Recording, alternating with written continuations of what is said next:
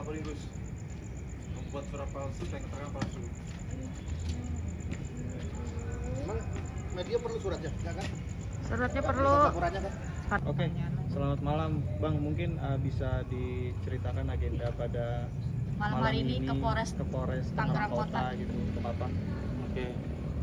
Untuk agenda malam hari ini pada tanggal 22 kami dari tim pembela kaum lemah telah melaporkan adanya dugaan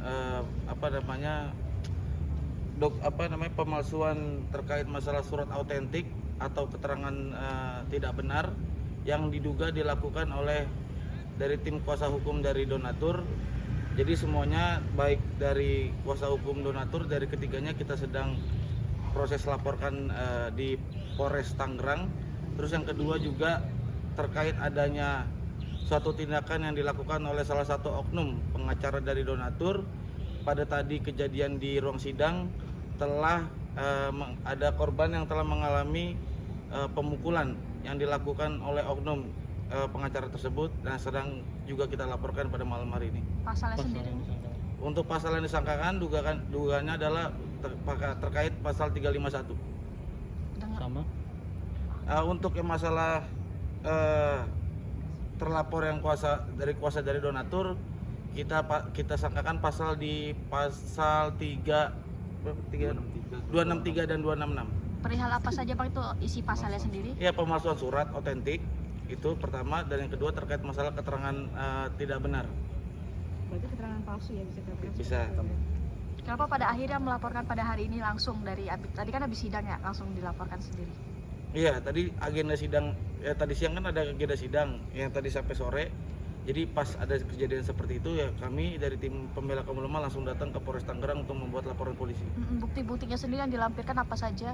Untuk bukti terkait masalah terkait 263 dan 266, kita melampirkan bukti pertama gugatan dari donatur, gugatan penggugat, terus yang kedua juga surat kuasa dari kuasa donatur kepada pemberi kuasanya.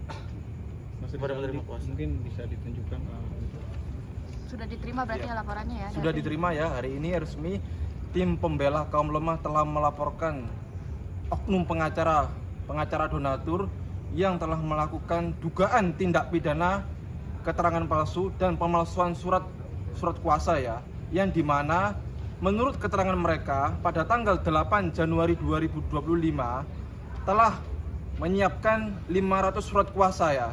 Tetapi setelah dicek di persidangan tadi itu, surat kuasa yang diterima oleh majelis hakim dan kuasa hukum tergugat satu tim pembela kaum lemah hanya 2 orang yang mengajukan gugatan ya. Artinya apa? Di sini telah terjadi dugaan tindak pidana pemalsuan surat yang dilakukan oleh 4 oknum pengacara ini yang berinisial DY, PM, dan PB ini. Dia telah melakukan dugaan tindak pidana pemalsuan surat, seakan-akan gugatan bisa diajukan. Ini kan dikhawatirkan apa? Donatur tidak ikhlas ya menggugat kepada Agus, tetapi dibuatlah rekayasa seolah-olah kita merancang untuk menggugat mengambil hak uang 1,3 miliar ini ya. Tetapi kita minta kepada pihak Polres Tangerang Kota untuk mengecek ya, apakah benar surat kuasa 577 itu memang ada atau tidak. Kalau tidak ada, maka harus diperhatikan ya, minta kepada atensi Polres Tangerang Kota untuk menangkap 4 oknum pengacara ini, karena dikhawatirkan terjadi malah praktek advokat. Banyak klien-kliennya itu yang ditinggalkan atau dikecewakan karena salah menggugat. Nah ini kita melaporkan hal itu, dan kemudian tadi sempat kita kecewa juga ya terhadap beberapa oknum pengacara ya, yang setelah kita sidang tadi itu sempat terjadi kegaduhan, kekacauan dalam persidangan. Masa ada pengacara yang gebrak-gebrak meja itu kan tidak etis itu sebagai oknum pengacara itu.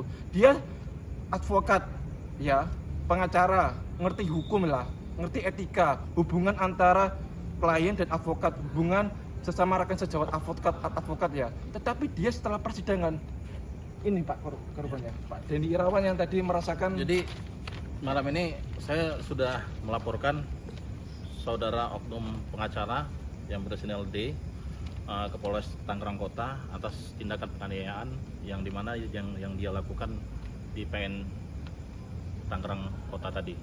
Dan walaupun dia berbicara tadi dia bilang tidak memukul, tapi kan saya merasakan dan ini kan memar. Dan tadi kita udah visum ke Polres ke rumah sakit dan itu dokter menyatakan memang ada memar tindakan pemukulan.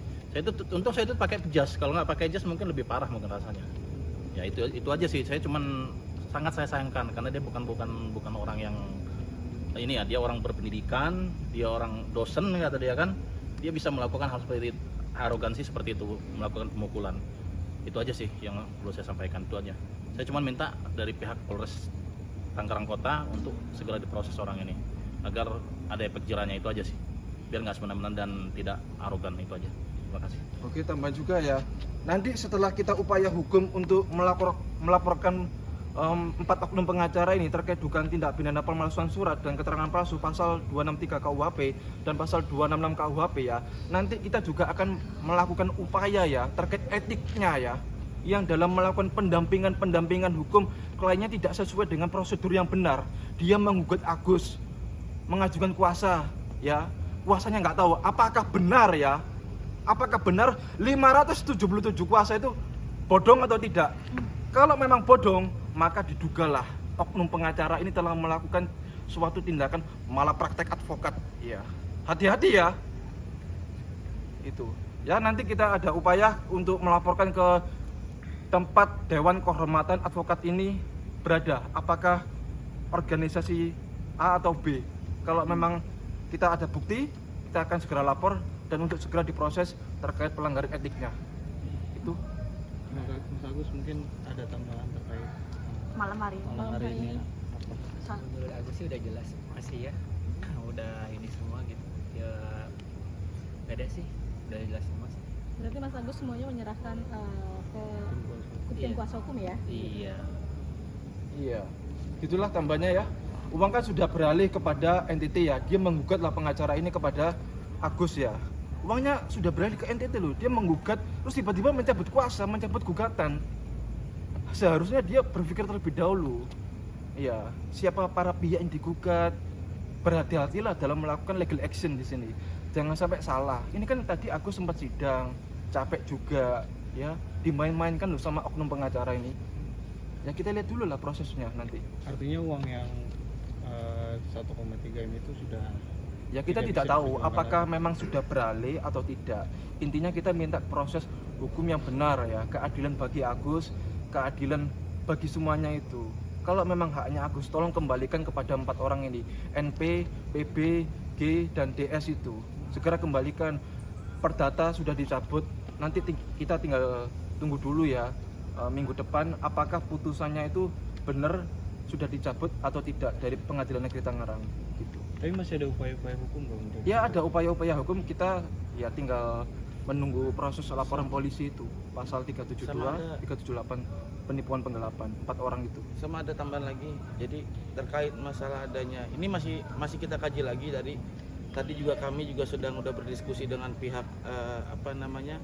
Reskrim dalam hal adanya dugaan penyebaran berita bohong yang dilakukan oleh saudara PB. Ini masih saya kaji lagi karena kan gini, kalau kita berbicara undang-undang ITE terkait masalah adanya berita bohong yang sebenarnya dapat mengakibatkan kekisruhan di kalangan masyarakat, kita kan sekarang kita sudah tahu semua nih, kita sudah tonton sama-sama telah terjadi suatu pembohongan publik yang dilakukan oleh saudara PB.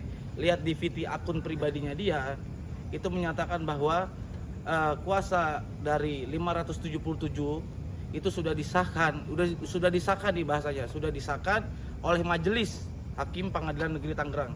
Pada saat pertama pemeriksaan, yang datang itu saudara Pak Dodi yang datang dari kuasa hukum donatur.